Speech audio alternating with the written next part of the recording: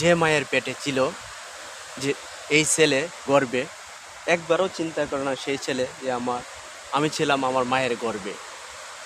একবারও মনে করে না ছেলে যে আমাকে কত কষ্ট করে লালন পালন করে মানুষ করেছে, কতই না কষ্ট করেছে, খাবার জুটে দিয়েছে।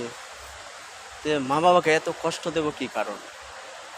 সেই ছেলের একবারও কি চিন্তা হয় না? আমি অনেক দেখেছি, অনেক শুনেছি, অ্যাভেলেবেল প্রায় মায়েরা যারা বৃদ্ধ হয়ে যায় তাদেরকে বৃদ্ধাশ্রমে রেখে আসে। বহু কোটি কোটি লোক যাদের টাকা পয়সা বিলাসিতা কোনো অভাব নেই, কিন্তু এই মা যখন বৃদ্ধ হয়ে যায় তাদের কাছে বোঝা হয়ে যায়, বাড়ি হয়ে যায়।